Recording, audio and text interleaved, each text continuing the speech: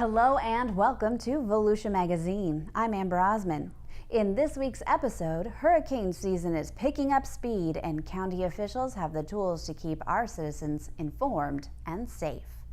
Beach lighting ordinances are still in effect during this busy turtle nesting season, and the library's wealth of knowledge is just a card away. Plus, Joanne Magley talks with Mark Swanson, Director of Beach Safety Ocean Rescue. Those segments and more coming right up on Volusia Magazine. I hope you stay tuned.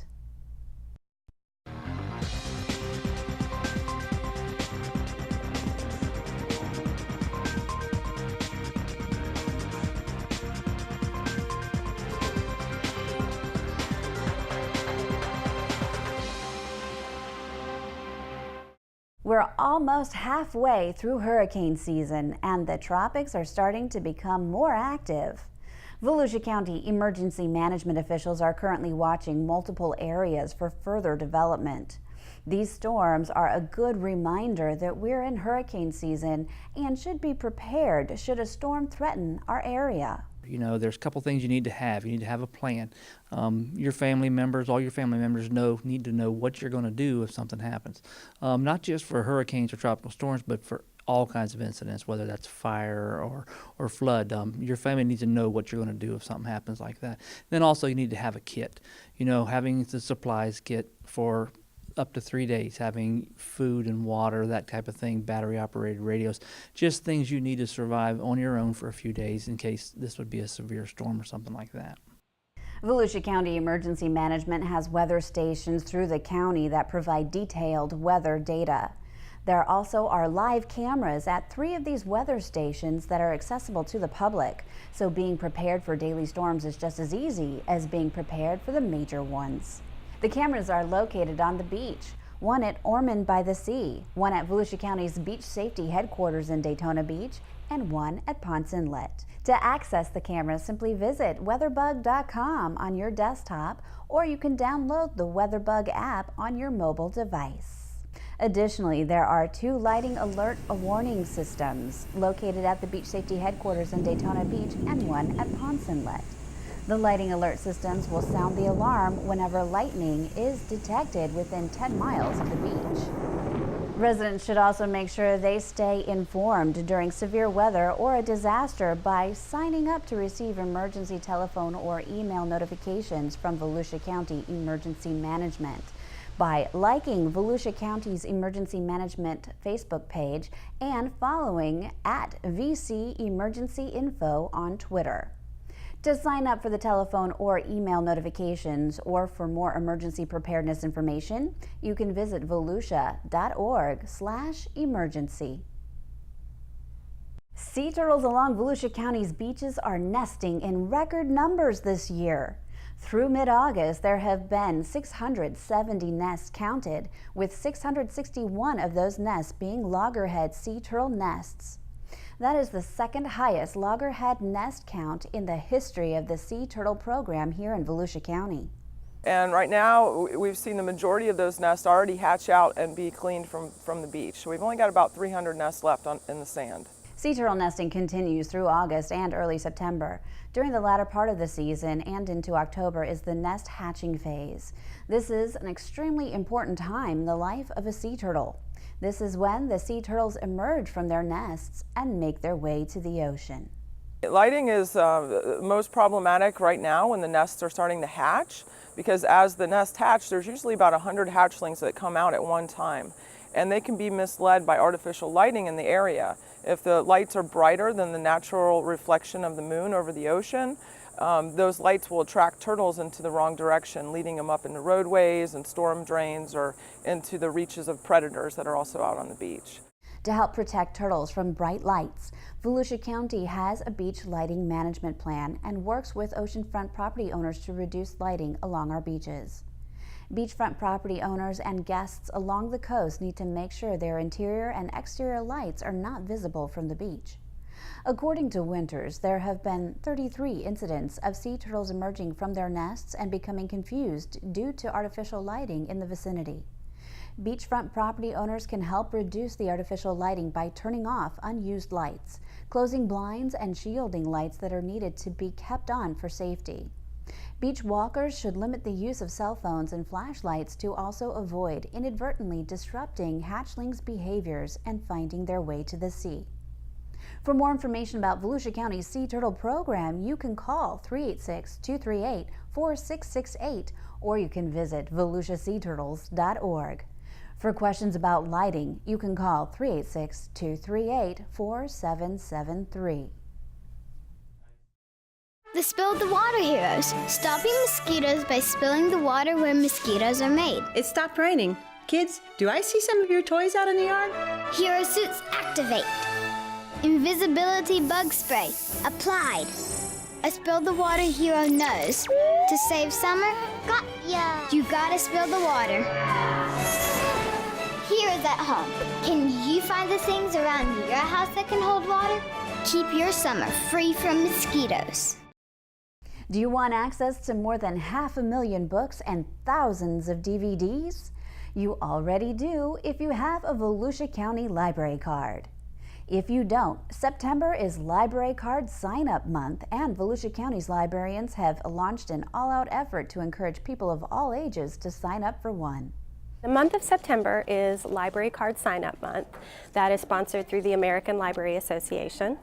And the Volusia County Library branches are going to have a drawing for all new library card holders during the month of September, and we'll have a gift basket to give away for a lucky new card holder. More than 172,000 Volusia County residents are active library card holders who use their library cards on a regular basis.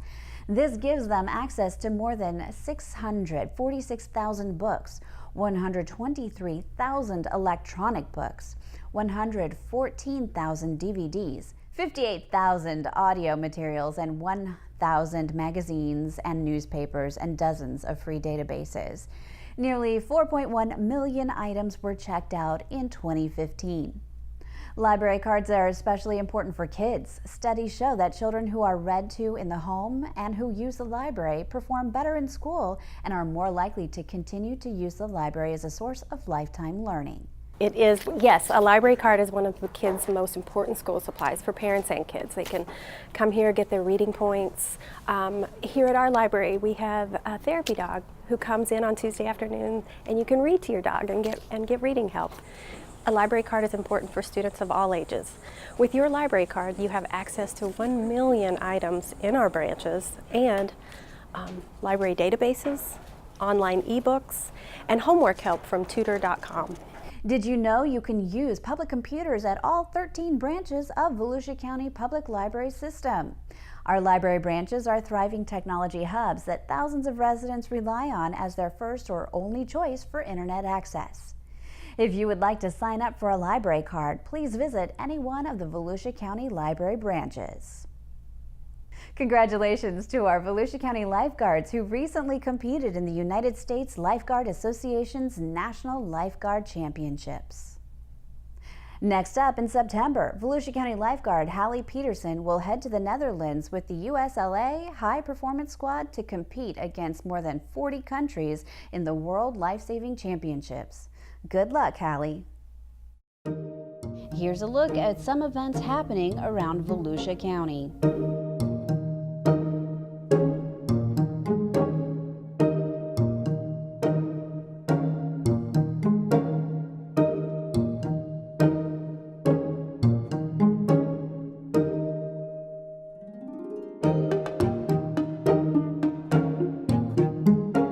For more events and county news, visit volusia.org.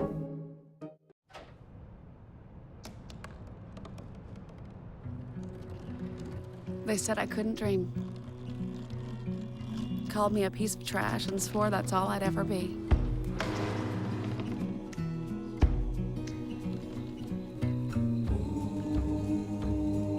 Said a bottle couldn't see the ocean.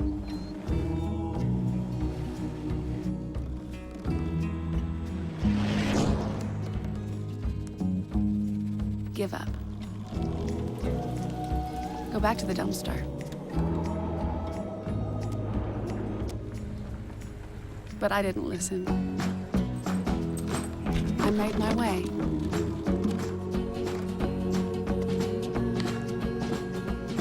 And now, I am what I've always wanted to be.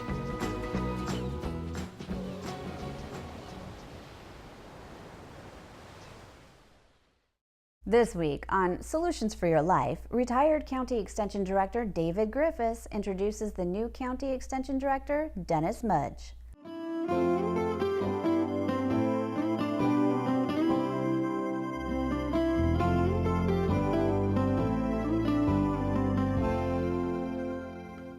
Hello, with Solutions for Your Life, I am David Griffiths.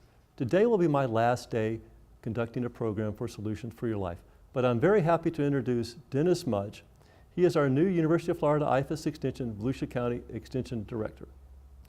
Dennis, I would like to welcome you to the Extension Office, the Agricultural Center. We're very happy to have you. Congratulations on the new appointment, and we look forward to having you around for a long, long time. Thank you, David. So Dennis, tell us a little bit about yourself.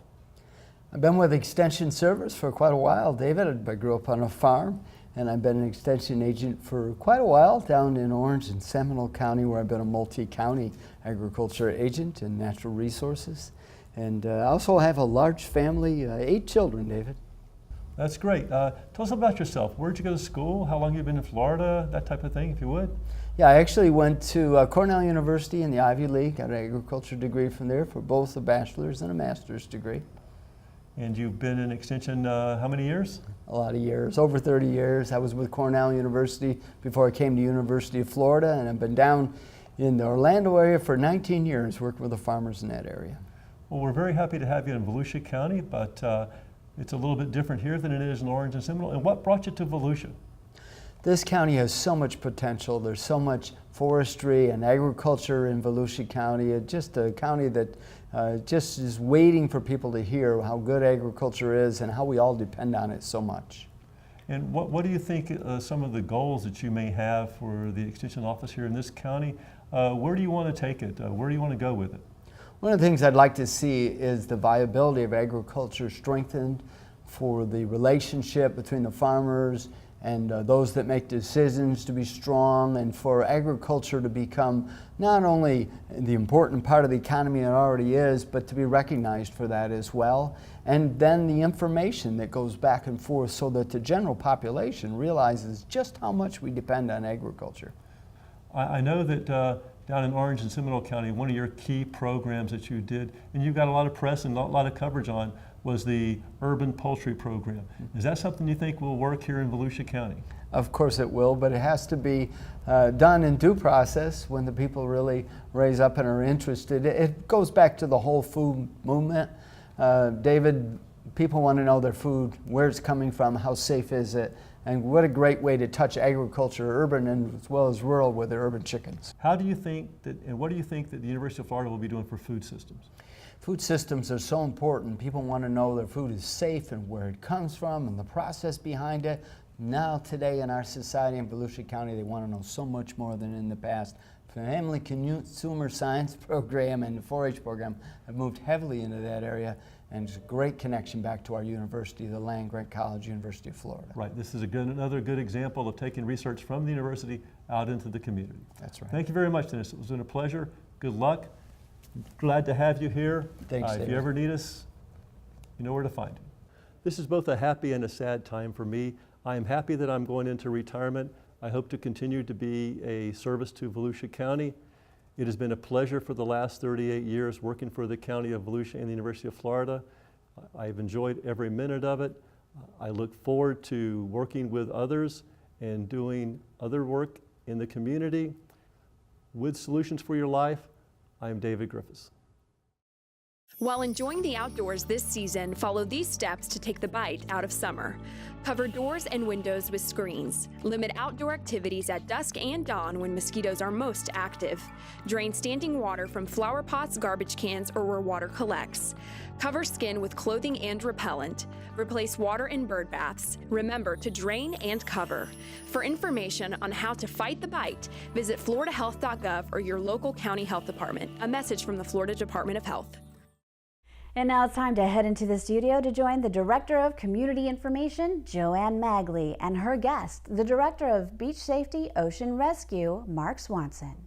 Thanks, Amber. Well, during the course of a year, Volusia County's Beach Safety Ocean Rescue could make several thousand rescues and assist beachgoers with countless other needs to help make their beach visit a great one.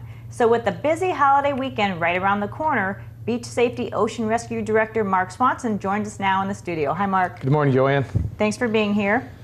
So before we get into what your staff is doing to gear up for the holiday weekend, tell us about the makeup of your staff. I know everybody knows you have the lifeguards, but you also have officers who are triple certified. Correct. We have the seasonal lifeguards who are the ones that sit on the red towers, and then we have full-time employees. We have a mix of beach safety specialists. Those are the full-time employees that are lifeguards and EMTs, but they're not law enforcement officers. And then finally, we have the triple certified officers that are law enforcement officers, EMTs, and lifeguards. And so that makes up our full-time staff. So with the full-time staff and the part-time staff, that's what we staff the beach with during the weekends. And is it pretty unique to have triple certifications within a beach office? There is only 2 other agencies that we know that actually do it triple certified. And what is the benefit to having that? The benefit is you have somebody down there that's able to do 3 positions. Obviously, it gives the taxpayer a better value Sure. for their dollar, and keeps costs down. So having 3 people certified in 3 different certifications saves a lot of money. They can jump right in, whatever the Absolutely, need they're would be. constantly changing their hats, Yeah. and they do it very well. So holiday weekends generally attract a bigger crowd to the beach than usual. How are you staffing up for this coming holiday weekend? We have lots of lifeguards that are there. We have a lot of them that have come back from school, so we rely very heavily on these holiday weekends to staff with our part-time employees. So a lot of them are back from school, and we look to open anywhere between 80 and 90 towers within the county on the beaches. So that's the largest amount of towers that we have during the course of the year. What do you have typically during let's say a weekday? What's the number of towers that are usually open? We may have about 30, 35, 40, somewhere around there. But like I said, 4th of July and Labor Day weekend are our busiest weekends where we have the most towers. And you always advise people to swim in front of a lifeguard for obvious reasons. And this is a message that you give out to people that are even strong swimmers. Why is it so important to swim in front of a lifeguard? It's important for a couple different reasons. Number one is if you're not able to swim well, then you have somebody watching you all the time. Secondly is we know the conditions of that water each day better than anybody does. All of our lifeguards are trained to recognize rip currents.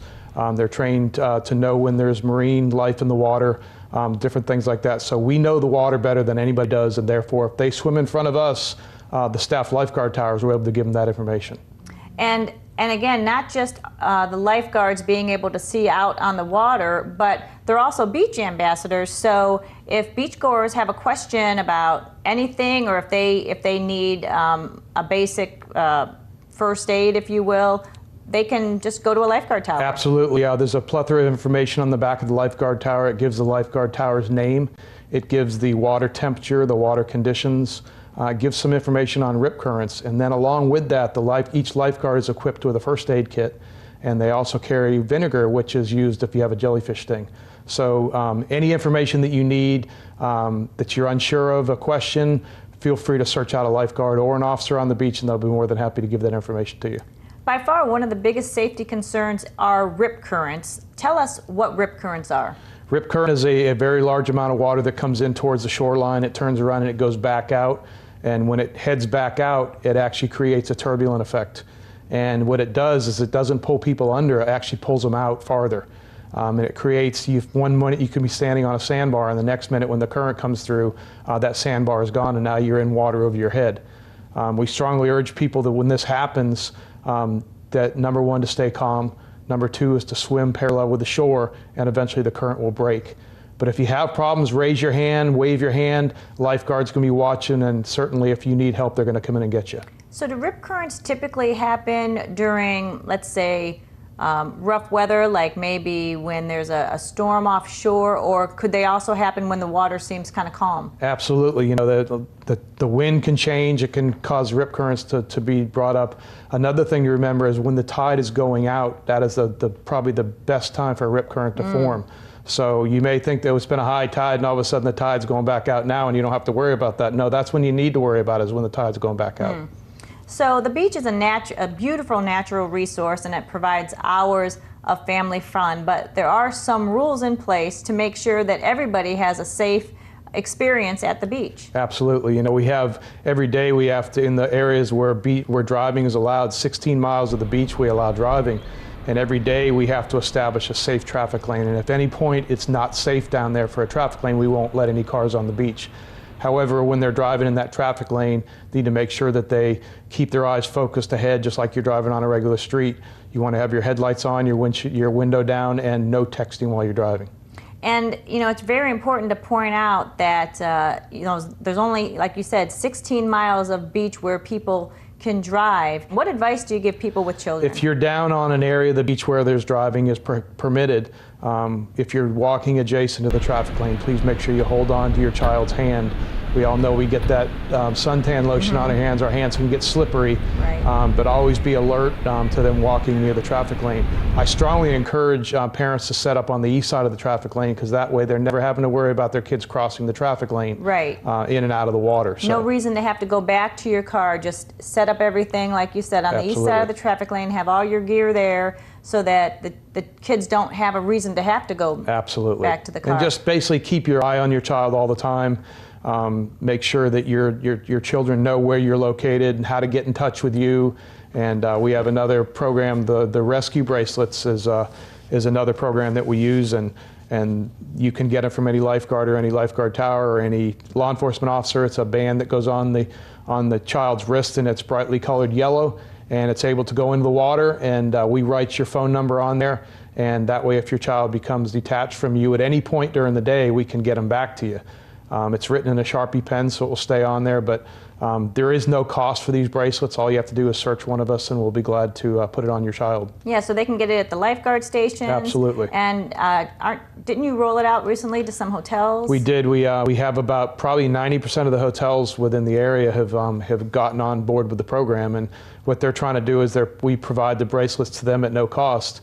And when the parents check into the hotel, they ask them if they have any children. And if they do, then they'll give them these bracelets free, and they can put them on the child. And the child can have them on for the whole weekend that they're there, or the whole week that they're there. And if they get misplaced on the hotel property, then they can also, you know, somebody can call that number. I'll tell you, it's such a simple idea and such a great idea, because it's not necessarily that in these cases parents aren't paying attention to their children. It's the fact that the beach, you lose perspective when you're on the beach, and kids just, when you turn your back for a second, they can be walking down, you know, that little ones especially, they'll just keep walking and walking. They can go into the water, and they can go into the water in one location and come out entirely different from where they were because of the current. Not only that, but when you're walking on the beach, everything looks the same. All the hotels look the same, and they can definitely get lost very easily. I can get lost if I'm in the water too long. So talk a little bit about the beach app, because this is really a great resource tool for anybody that's planning a trip to the beach to find out anything they want to know about conditions. Yes, where you do is anywhere you download your apps for your phone, you download the Volusia County Beach app, and it provides you with the water temperature, the location of the ramps, what ramps are open, which ones are closed, the tides. It gives all that information on the beach app, and all you have to do is bring that up. It's free of charge, and as you're on your way to the beach, just pull it up on your phone, preferably the person not driving. Pull it up on their phone, and you can get all that information about what's open and what's not open. And you know, we mentioned the beach app, and one of the things that the app will tell you are locations for off-beach parking. And I want to mention that while we talk about 17 miles of beach that you can drive on, the other miles of beach you can't. So talk a little bit about the areas where people can go and park and not worry about traffic being on the beach. There's lots of areas, and you know, all that information is on the beach app. But if you choose to take your child or your family to an area where there's no driving, one that's very popular is Andy Romano Park. that you can take your children down there on the beach, and there is no cars driving through down there, and some people choose to have a traffic-free beach for their children. But there's a parking within the park, adjacent to that park, much like many of the other parks in Daytona and New Smyrna and Ormond. Those parks offer parking as well.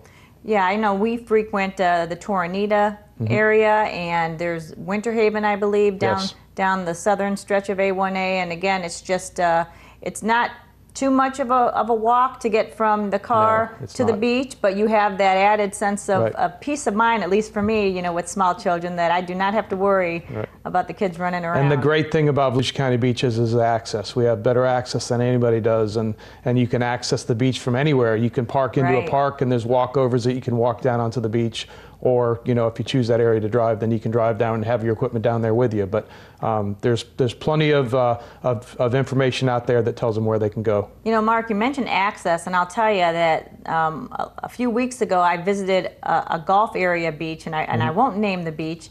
It was a beautiful beach, but I was very surprised. They actually, on ramps where it says public access, and they're public access ramps, there's so many sections of the beach that say private beach. And the public can't go on those sections of beach. And so I don't know that people realize what an awesome beach we have here in Volusia County, just the fact that even though we might have hotels and condos, everything is open on the beach. Right, they can access anywhere, and you know, even when the beach closes to driving in the evening, you know, during turtle season it closes at 7 o'clock, and even though the beach is closed to driving, anybody can access the beach at any time during the night. If they want to take a walk on the beach at night, then certainly they can do that. We have officers that roam the beach at night that keep it safe down there. So yeah, they can access the beach anytime they want to.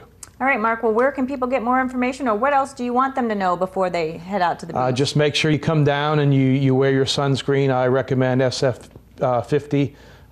Make sure you apply it often. If you go in the water and come back out, reapply it again. There's no better way to ruin your vacation than coming down and getting sunburn on the first day. You almost have to set your alarm for every hour, because you know, you miss just a few, you go a little bit over, and it's too late. If you're sweating, you need to reapply. Just reapply often. Make sure that you put it on your children as well. They don't know well enough to put suntan lotion on or suntan block on themselves, so we need to do that for them. If you go on volusia.org under beaches, gives you all kinds of information as far as our safety rules, our access points, anything you need to know about the beach. Is also a email address on there that you can email if you have a question further. But seek out a lifeguard if you have questions. More than happy to answer them for you. We want everybody to come down to the beach and have a good time and come back again. All right, well, Mark Swanson, the director of the county's Beach Safety Ocean Rescue, thank you so much. Thank you, Joanne. Amber, back to you. Thanks, Joanne, and thank you too for watching Volusia Magazine. If you have any questions about the show, you can feel free to give us a call at any of the numbers you see listed here, or you can log on to volusia.org and click on the News tab at the top of the screen to find us. Incidentally, you can find the County Council's meeting calendar there too. In fact, you can use volusia.org to find out about meeting dates, workshops, topics of interest, activities, and how you can become involved. And we hope you won't forget to listen to Volusia Today. That's Volusia County Government's weekly public radio broadcast. Volusia Today airs every Tuesday, Wednesday, and Sunday mornings on the local radio stations you see on your screen. For Volusia Magazine, I'm Amber Osman. Have a wonderful evening.